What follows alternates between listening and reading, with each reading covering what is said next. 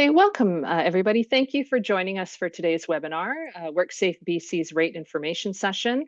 My name is Anna and I will be your host today.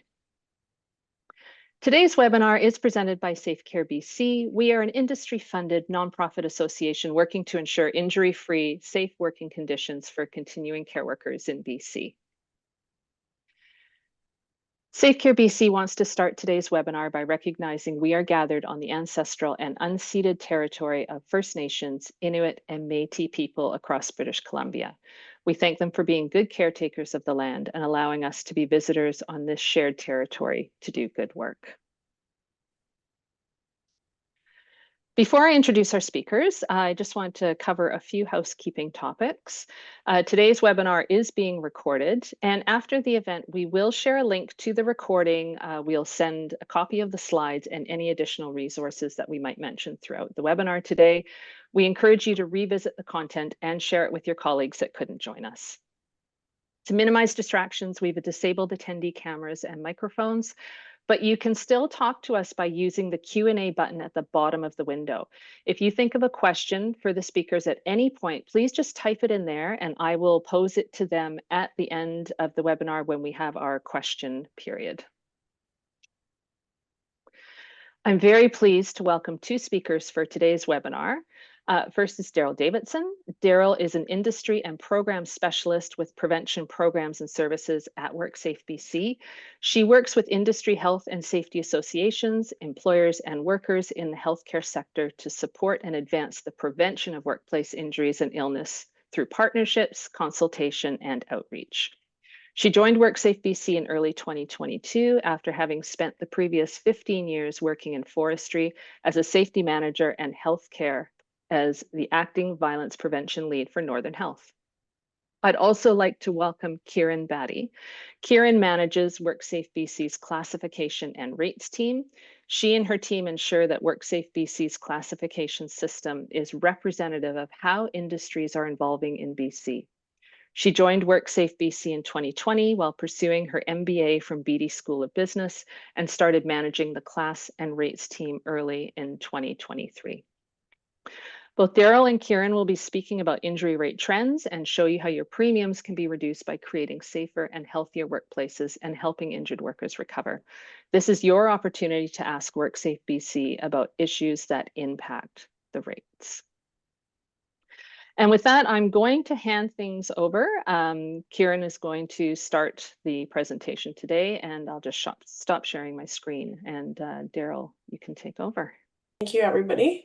So like Anna said, my name is Kieran Batty and I manage the rates and classification team at WorkSafeBC. And today we'll be going over your industry's 2025 preliminary insurance rates. We'll talk a little bit about how we set insurance rates and classify industries. Then we talk about rates for your two classification units. And then we'll talk a little bit about experience rating, and then Daryl will speak a little bit about time loss, claim statistics, and some resources that WorkSafeBC has available for all of you. So this slide shows us some of our key results for 2023. When we start talking about results, we look at 2023 as opposed to something more current. And that's simply because 2023 is the last full year of results that we've got that go into and influence the 2025 rates.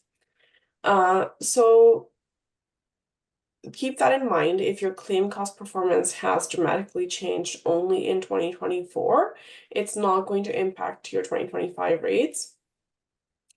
And the next key thing that I want to share from this slide is that the average base rate, the rate for the system as a whole for 2025, will remain the same as it has been since 2018 at 1.55%. Okay, next slide, please. So this slide also provides a valuable historical perspective to view the 2025 average premium rate. It provides on one slide our rates, our cost and cost over the last 20 plus years. So the story told by the green line for the average base rate is that it has been consistently below the blue average cost rate line since 2007, indicating that a history of favorable investment returns has kept the rates below the cost to run the system since that time. Looking at the overall chart, we saw a recent uptick in total costs to 2015 levels starting in 2021, but this appears to be now running flat for the time being. Again, this fact being a major contributor to keeping rates unchanged for the last 7 years and most likely for the 8th year as well. However, when you consider the data we are observing concerning complex injury claims, the potential for future total cost rate increases remains a significant possibility. But for now, the good news is that 2025 average base rate will continue to remain flat at 1.55%. Another message that I want to tease out from this slide concerns the administration cost.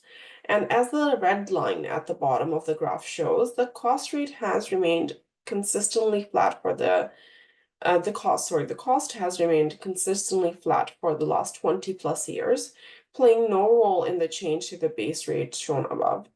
In fact, this rate, a portion of the total cost rate, is at all-time low of 0.42%. Next slide, please. Now look at the classification and rate structure. This slide shows us our classification and rate structure in one chart. So as you can see, we divide BC's economy represented here as a green map of BC, and then we divide that in 7 sectors and then subsequent subsectors. And then industries are placed in classification units. And then classification units are then placed together into industry groups based on reasonable expectation of similar costs and business undertaking. Then if an industry is not large enough to be its own rate group, it's placed with other industries in a rate group that shares the similar cost. And that's how we set base rates at the rate group level, which then turn into the base rates for classification units and then the net rates that any employer pays. Next slide, please. So this slide shows that the 7 large industrial sectors and 24 subsectors that we use to classify industries. We have roughly 500 classification units. Next slide, please. So now let's look at our insurance model. So I spoke about this a little bit in a previous slide, but this slide shows our insurance model in a little bit more detail. So the starting point, as I said, is the industry classification unit, shown here as a golden block at the bottom of this image. Firms are placed together with peers and competitors into those industry classification units.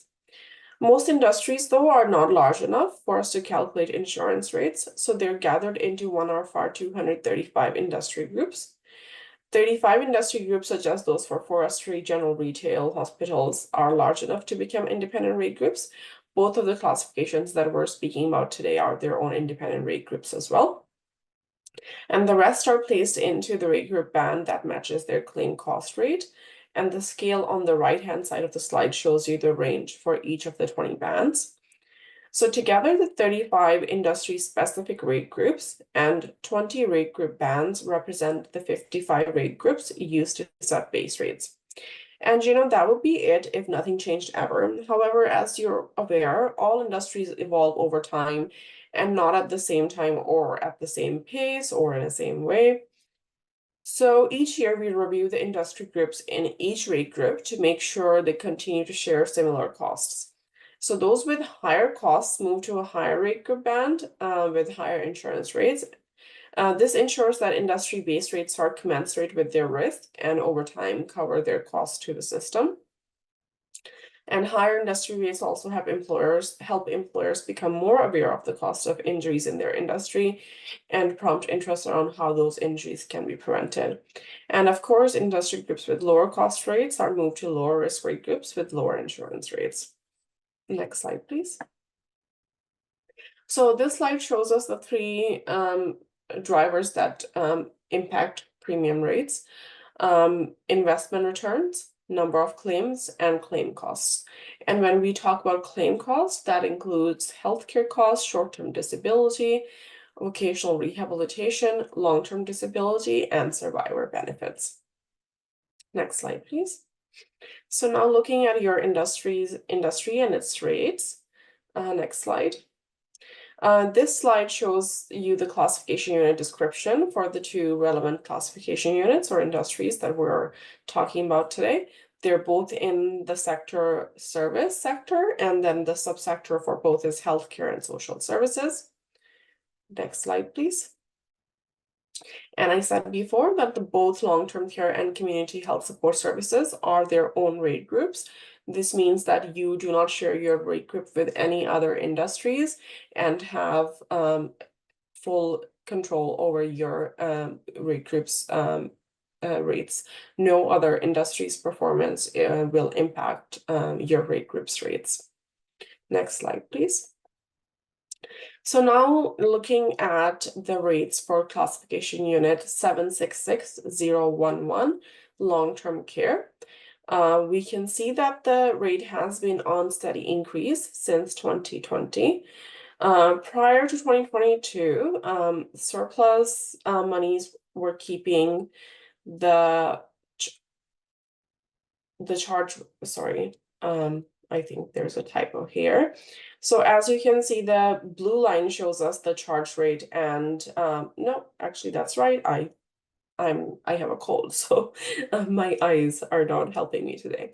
But prior to 2022, your surplus money was keeping the charge rate below the cost rate. And for 2025 rates, while the cost has decreased, the surplus has reduced the charge rate as well. Next slide, please. So this slide details the components which make up the base rate for an industry. The left side are the components that make up the total cost rate. This is a percentage of assessable payroll WorkSafeBC must collect to cover the anticipated cost of new claims that are incurred by the rate group in a given rate year, and the future costs of administering those claims. That brings us to the right side, which starts with the total cost rate and then adjusts for funding of deficits, a rate increase or a return of surpluses, a rate decrease, plus contributions to provide for any necessary reserves. This is generally amortized over 5 years. The funding policy adjustment is then what we use to limit the base rate changes from year to year, and generally limiting to a maximum of 20% increase or decrease to each year to provide more stable rates. So here we can say see that the higher claim costs are the primary reason for the rate increase, but industry surplus, as you can see from the amortization adjustment component, that for 2024 it was increasing your rates by 22 cents, which means that your industry was in a deficit position. But since then, your industry has gained a surplus, which is slightly lowering your rates by 6 cents. It has helped your base rate actually be lower than 2024 for 2025, even though the costs have increased when we compare it to 2024. Next slide, please. So this slide shows us the rates for community health support industry. And the industry has experienced rate increases for past several years. Prior to 2023, the surplus monies kept the charge rate below the cost rate. In 2024, the rate had been kept lower to prevent rate increase of more than 20%, and remainder of that increase is being applied for 2025. Next slide, please. This slide again shows those details that we just talked about for rate group FE for community health support.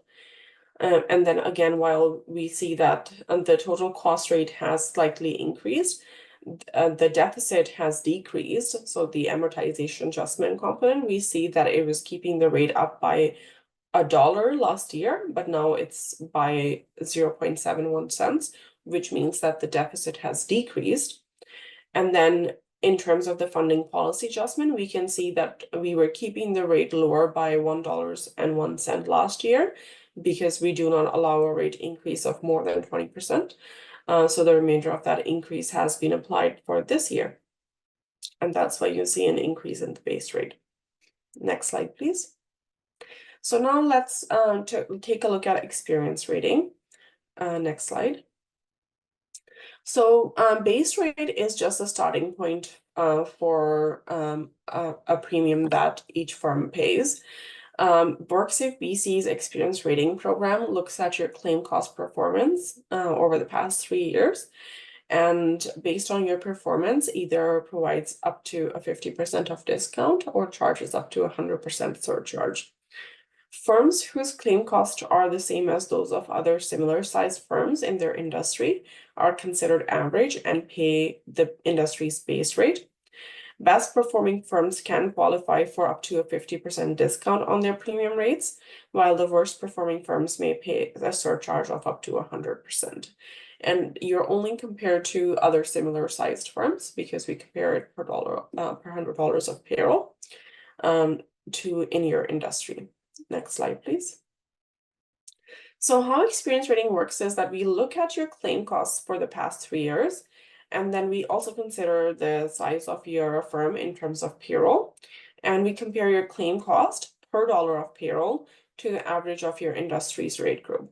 So if your firm has lower than average claim costs compared to other similar sized firms in your industry, you'll receive an experience rating discount.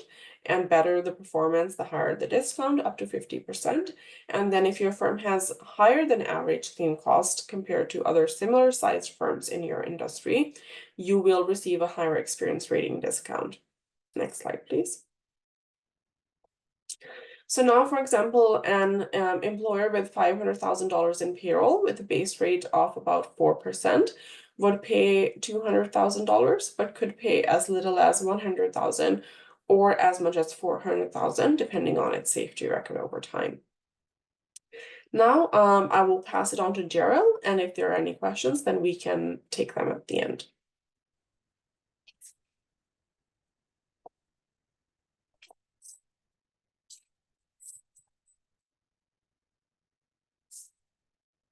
Explains the two primary CUs that SafeCareBC members fall under. So 766006, which is Community Health Support Services, and 766011, long-term care. So we'll stay on this slide that you've just turned to.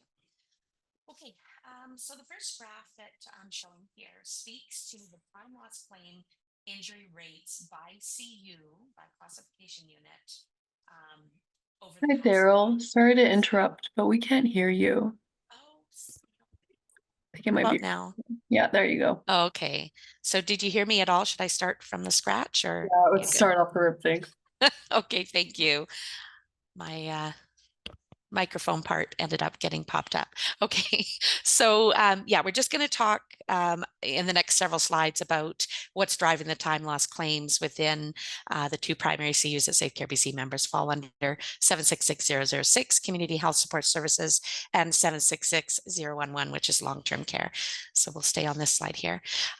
So the first graph speaks to time loss claim injury rates by CU over the past 5 years, 2019 to 2023. So we've also graphed, in addition to the CU specific time loss claim injury trends, so that is the trends for all employers within that CU. We've also graphed the trend lines for SafeCareBC members within that CU. So the black dotted line that you see here, it's the bottom one, that represents the BC average time loss claim injury rate for all CUs. So that is every CU, not just the those in 766006. The orange line that you see there, that is the second one up there. It's a light orange one, represents all BC employers in Community Health Support Services. In 2019, you'll see that the injury rate in this CU was 4.1, and in 2023, the injury rate was 4.2, so a very slight increase in that. The blue line represents SafeCareBC members in Community Health Support Services. you'll see that in 2019, the injury rate for SafeCare members in this CU was 5.7, and in 2023, it is 4.2. So you will notice that there has been a drop of about 1.2 points over the course of those 5 years. The green line represents all BC employers in long-term care. So that's CU 766011. And in 2019, you'll see that the injury rate was 8.9. And then in 2023, it was 10.6. So in 2023, this represents a five times greater than the BC average. So the red line represents SafeCare BC employers in long-term. Oh, sorry. I ended up giving you two. I apologize. Let me just give me a quick sec here because I'm pointing at the same line. Let me just confirm which line is which. Long-term care is the red one. I apologize. The green line. Oh, isn't that funny? Sorry. I apologize. Somehow my slide has gotten messed up. So all I can tell you about right now is that green line. And I can't tell you what SafeCare BC's is. Sorry, what the BC employers across. Sorry, it's gotten a little bit confused. Anyway, let's move on to the next slide because I don't think I'll be able to fix that slide. Okay, so this slide shows the complete duration of time loss claims by CU for the first 5 year, or sorry, for the same 5-year period, 2019 to 2023. Average complete duration is the average claims duration in days. And this is just one of the metrics that can show what's driving costs. So the longer the claim, the more expensive the claim tends to be. So as with the graph in the previous slide, we've also graphed the trend lines for SafeCare BC members. So the black dotted line represents the BC average. So again, complete duration of claims for all CUs across the province. The orange line represents all BC employers in Community Health Support Services, 766006. And you'll note that the average complete duration of claims in this CU in 2023 was 82 days. That is an increase of 21% over 2022. The blue line represents SafeCare BC members in Community Health Support Services. In 2023, the average complete duration of claims in this CU was 84 days. So again, that is an increase this time of 25% over the previous year of 2022. The green line represents all BC employers in long-term care, 766011. In 2023, the average complete duration of claims in this CU was 67 days, which is an increase of 60% over 2022. And then the red line represents SafeCare BC employers in long-term care. In 2023, the average complete duration for SafeCare BC members in this CU was 60 days, and that is a 67% increase over 2022. So basically what this graph represents is that we have seen an increase significantly from 2022 up to 2023 in the duration of claims. Next slide, please. Okay, so this slide shows the cost of time loss claims in these two CUs. Is in the tens of millions of dollars. So the green line represents all BC employers in long-term care, so 766011. The time loss claim injury cost for this CU was over 30 million in 2019, and in 2023 it was over 49.5 million. So we've seen over the past 5 years a 66% increase. The red line represents just the SafeCare BC employers in long-term care. In 2019, the time loss claim injury cost for this CU was 17 million. In 2023, it was over 25 million. So that's a 47% increase in that 5-year period. The orange line that you see there is, it represents all BC employers in Community Health Support Services. In 2019, the time loss claim injury cost for this CU was 13.5 million. And in 2023, it was 29.6. So that's a significant 119% increase in just 5 years. And again, that's across all employers in BC in the Community Health Support Services CU. Now, the blue line representing SafeCareBC employers in that CU. In 2019, the claim cost injury cost for the CU was over 4.5 million. And in 2023, it was over 4.3 million. So a slight decrease for SafeCareBC employers in the time loss claim injury cost over that 5-year period. Next slide, please. Okay, so the next 3 slides speak to the top 5 accident types and proportion of time loss claims counts by occupation from 2019-2023, so that same 5-year period. Within the community care CU, we'll speak first about that CU. So these 2 charts show the top 5 time loss claims by count, and then the chart on the right shows the count by costs in the community health care health support services. You'll see that psychological injury or mental disorder time loss claims make up 96.4% of it. Am I on the right? Yep, I am. Sorry, thought for a second I was on the wrong one. 94% of the time loss claims costs captured in the other accidents accident type, while 12% of time loss claims by count were attributed to the exposure to toxic substances accident type. The proportion of time loss claims attributed to the exposure to toxic substances accident type is only 3%. So you'll note that while the time loss claims is 12%, the actual costs that accounts for is only 3%. Claims costs are what drives rates, and it would be useful to note that overexertion, acts of violence, and falls on the same level were the top 3 accident types with the highest proportion of time loss claim costs in community health support services. Okay, if we go to the next slide. Okay, so this pie graph speaks to the proportion of time loss claim counts by occupation in community health support services over the past 5 years.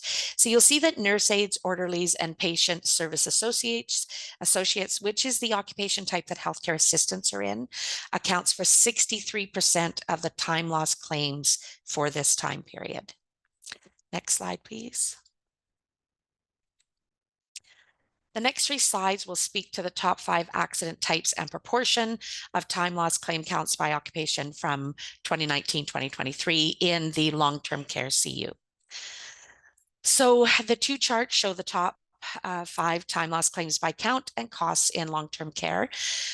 While the exposure to toxic substances accident type accounted for 29% of the time loss claims in long-term care, it only accounted for 7% of the time loss claims costs. It would be useful to note that overexertion, acts of violence, and falls on the same level were the top 3 accident types with the highest proportion of time loss claims. And as identified a few slides back, claims costs drives rates. Okay, next slide, please. Okay, so again, as we did before in community health support services, the pie graph on this slide speaks to the proportion of time loss claim counts by occupation in long-term care. So again, you'll see that nurse aides, orderlies, and patient service associates, which is the occupation type that healthcare assistants are in, accounts for 66% of the time loss claims for this time period. And I don't think that's going to be any big surprise to anybody. Okay, next slide, please. Okay, so the next couple of slides, we're going to speak to psychological injury claims, which have seen an increase within the healthcare industry over the past few years. So every spring, WorkSafeBC publishes an update to its media backgrounder on psychological injury or mental disorder claims. 5 years of data is always provided, so it always bumps ahead that year. So for this one, it's the 5 years starting 2019 to 2023. and it includes a breakdowns by industry and occupation. So this presentation differs from information previously reported in the mental disorder claims media backgrounders, and in previous reportings prior to last year, mental disorder claims included psychological injury only claims with both a physical and psychological injury. Psychological injury only claims and claims with both a physical and psychological injury are now being reported separately. So we will speak to those, and you'll be able to note those in the report, that they are noted separately. Okay, so psychologically injury only claims, just as a quick reminder, those are now being used to describe claims that arise from a traumatic event or stressor in the workplace. So WorkSafeBC will make a copy of the presentation available to you, and you can revisit this and other links that are provided throughout the presentation, as we've linked them at the bottom of each of the slides where it brings up a particular resource. Okay, so looking at this first slide, you'll see that the 5-year summary by industry subsector of psychological injury only claims reported and claims allowed by year for the years 2019 to 2023. So not all claims registered receive an allow or disallow decision. Some claims are suspended and do not proceed through the decision-making process. This happens after the claims are registered and is often a choice workers make not to proceed with the requirements of the claims inquiry process, including obtaining a full diagnosis from a psychologist or psychiatrist. Suspended claims may proceed at a future point and receive an allow or disallow decision. And it won't be any surprise to anybody to see that the healthcare and social services sector has, as they did last year, the highest proportion of psychological injury only claims reported and accepted by all industry sectors in 2023. So that's approximately 44% of the total reported claims in 2023. Next slide, please. This slide shows a 5-year summary of psychological injury claims by occupation for the same 5-year period. You'll see that in 2023, nurses had the highest number of claims. Social and community service workers were next, paramedics next, correctional officers, then teachers and assistants and firefighters. So you'll see where our nurses sit in that number. Okay, next slide, please. So here you'll see the 5-year summary by industry subsector of physical with psychological injury claims accepted by year for the years 2019 to 2023. And you'll see that healthcare and social services still sit highest. And you'll see a breakdown within that. So we've got 76 of the claims in 2023 were acute care, 38 in residential social services, long-term care accounted for 37, and community health support services accounted for 28 of those. Next slide, please. Okay, so in the next 4 slides, we're going to speak to where you can access more information and resources to support preventing injuries to workers in your workplaces. Okay, so a lot of the data I've been speaking to, as well as additional data, is available to you to explore in greater detail as you'd like on our shared data interactive tools page on WorkSafeBC.com. And what I've done is I've actually linked at the bottom how you get to that interactive tools, and then you get just to choose what you'd like. So you're able to see healthcare industry and CU specific data under the industry health and safety data tab on this page. You're also able to see time loss claims data specific to healthcare assistance in BC under the data at a glance tab on this page. We also have one on nurses as well. This is also another way you can access your employer health and safety planning toolkit, and we'll discuss that on the next slide. Okay, so available through your online account, we have a great interactive tool that gives you an overview of your company's health and safety performance, and that is called the Employer Health and Safety Planning Toolkit. So it gives you easy access to your company's data to see the injuries and claims that are driving your costs. It has various drill down features to enable you to take action. It shows how improving your health and safety performance will impact your assessment rates, and you can see how you compare to your peers. So what you can do is actually see that you'll see a little on the left-hand side, you'll see a little green cross, and that is where you're going to see how you compare to your peers. So it's quite interactive, allows you to see a whole bunch of data.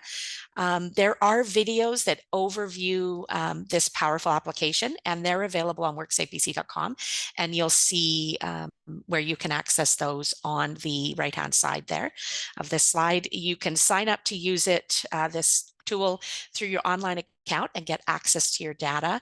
So anybody that you want to have access to this, you have to give them permission through that online account. And it is targeted to larger employers with 5 claims or more per calendar year. And primarily that's because if you have fewer claims than that are submitted to WorkSafe, and that's where we get that data from, then you aren't able to see the trending quite in the same way. So if you've got 5 or more claims in a calendar year, you'll be able to see that trending line for your data. Okay, next slide, please. So WorkSafeBC also provides a lot of prevention and return to work resources, tools, and applications to support you guys in preventing injuries and reducing claim costs in your workplaces. So they include videos, books, bulletins, and info sheets. So at a lot of the different events that you may have seen me at, we try to bring as many of those resources that we can hand out and provide information on as we can. And the Hearts of Hands events is one of those where we provide that information for you guys. But you can access that at any time on WorkSafeBC.com as well, and just download PDF copies of those and print them out as you'd like. And some of the resources, the larger books, you're able to order through our bookstore. So 2 relatively new resources I wanted to bring to your attention are the Managing Psychological Health and Safety webpage that is on WorkSafeBC.com. So all you do is go to our main page, type in Managing Psychological Health and Safety, or type in Psychological Health and Safety, and you'll be able to see a link to that page. And then you'll see a whole bunch of information on what WorkSafe is doing, all of the work and new resources that we're putting on WorkSafeBC.com related to managing health, psych health and safety, which, because we know that is a very important topic in healthcare right now. So the second resource is called the Psychological Health and Safety, a Framework for Success resource. And both of those resources came out this summer. So we will be providing copies of that at our Hearts and Hands, the Hearts and Hands events. So if you don't want to download your own and you come to that event, you'll see copies of that. And we'll be making sure that healthcare assistants that and healthcare aides that go to that event will be able to bring those copies back to their work site as well. Okay, next slide, please. So we saw in data covered in earlier slides that MSI injuries account for the highest percentage of time loss claims for healthcare assistants across the province. And to support employers and workers within the healthcare industry with preventing MSIs in their workplaces, we've got several resources available that can be accessed through our patient handling webpage. Again, really easy to get to it. Go to the main page and just type in patient handling. Just a few of the new updated resources available on this page are shown on this slide. And if you visit that patient handling page, you'll find many, many more resources and information on how to prevent MSIs in your workplaces. Next slide, please. Okay, so WorkSafeBC works with a number of health and safety associations, or what we call HSAs, as you will see on this slide, including, of course, SafeCare BC. And SafeCare, as many of you know, has a number of tailored resources to support MSI prevention and other department-specific topics. So if you have not had as much chance to more recently pop into SafeCare BC's website, please do, because they've got just so many things that you may want to see. And SafeCare BC is funded through your premiums. And if you pay a levy, you're a member of SafeCare BC automatically and can access those resources. Okay, next page, please. Okay, so we've really moved on to questions. So we've given a lot of information, and I'm going to turn it back over to Anna if you have a couple of questions or would like to moderate this piece. We do have a couple of questions in the chat that I will pose to you. I just want to remind the group that before we get to the questions, you will be asked when you leave the webinar just to complete a short feedback survey. So we really like to get feedback on these webinars. There's 4 quick questions. And we just appreciate if you can fill those out. So as you leave the webinar, you will be asked a couple of those, and that would be great to fill out. Daryl, actually, this first one is for you. On the slide where you spoke to the average complete duration, it was noted that it was an increase across the board through long-term care and the BC average. And do you have any idea what is driving that? So what we're seeing is we're definitely seeing an increase in the duration of the claim. So, you know, we're seeing a lot of claims. We talked about psychological injury plus physical injury. So we're seeing a combination of both of those playing out, which is extending the time of the claims. So there's potentially issues with returning to work. It could be issues related to accessing care. We do know that there is a difficulty, especially with psychological claims, a difficulty in getting access to people, to those experts, those specialists that can provide that treatment. So we're seeing that across the province. So issues that we're having in healthcare are going to be resulting in, you know, some extension, duration of claims increase. But so it's kind of a combination of all those things, and we really don't know, you know, what the percentage is of those factors that is actually playing into why those claims durations are growing so substantially, but it is a combination of several factors. Okay, that's great. Thank you. There was another question in the chat around are there plans to return any of the surplus that you were speaking about to the employers? I can take that question. Thanks, so Karen. When we generally speak of the surplus, we usually talk about it at the system level, that a system is funded to 130 or needs to be funded to 130%, but instead is funded at a level higher than that. But we maintain balances, so surpluses or deficits at industry level. So basically, all of the industries or industry groups have their own you can think of them as bank accounts, and if your industries paid more then they should have, then you have a surplus, and if your industries paid less, then you would have a deficit. So when in some of the slides, the ones where I see a line graph that shows your cost rate and charge rate, anytime your cost rate is higher than your charge rate, it's actually the surplus that's keeping your charge rate lower. So it's the surplus being returned in terms of lower rate. Also overall in the system, like we see that the cost rate overall for the overall system is at 1.78%, but average base rate is 1.55%. So if we had so that's again the surplus being returned through lower rates, and we amortize the surplus over a rolling 5-year period. So let's say if you have you know, $10 of surplus, for example, that's being accumulated this year, $2 is going to be amortized for next 5 years each year. And then let's say next year you again have a $10 surplus, that's going to be amortized again $2 each year for the subsequent 5 years. So then, you know, in the third year, you'll have $4 of surplus being amortized, for example. But that's one way that we do, you know, give back the surplus to the employers and the industries is by keeping the rates lower. So I hope that answers the question. Yes, we got a thank you. So thanks, Kieran, for that.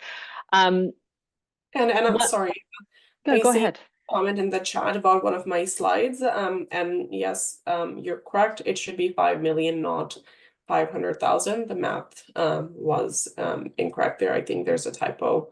It should have said 5 million, and then 4% of that would be 200,000, and not 20,000. Not for 500,000. It's not 200,000. So great. Thanks for clarifying. These are the preliminary base rates. It's my understanding that these are preliminary. Is there an opportunity for our members to provide feedback or their comments to the board about these base rates? Yes, of course, Anna. So these are, as you said, preliminary rates, and we have until September 30th of this year for employers and industries to be able to provide us feedback, which my team and I will incorporate into a submission to our board of directors, and then they'll have it available to them before they approve the final rates. And the feedback can be shared at rates@worksafebc.com. Great. And we will be sure to include that information in our follow-up email to participants or people that have registered for this webinar so that they are aware how to provide their feedback if they would like to do that. I'm not seeing any other questions in the Q&A. If you do have a question that comes up after the webinar, please feel free to contact us at SafeCareBC, and we can get in contact with Daryl and Kieran, and we can pose those questions to them. You can send them, you can see it on your slide there, training@safecarebc.ca, and we'll be happy to pass those on. And thank you, Anna. Oh, we wanted to thank you very much, Daryl and Kieran, as well for your presentation. Now we do have some upcoming events that we do want to make sure that you are aware of. Please check these out. You can get all this information on our website. We have a provincial violence prevention curriculum workshop on September 23rd. That's an in-person workshop at Menno Place in Abbotsford. The Working Mind for Managers and Leaders is taking place at our Safe Care BC Training Center on September 24th. And Navigating Disability with Accessibility and Battling Burnout are webinars that we're hosting on September 26th and October 8th. And you can visit our website again to learn more. Thank you everyone for joining us. Please remember to complete the short feedback survey that will show up when you exit the webinar. And like I said, we'll also follow up by email with this recording and additional resources for you to use. Thank you so much for joining. Thanks, everyone. Thank you, everyone. Thank you. Thanks, Daryl. Thanks, Kieran. Bye-bye. Bye.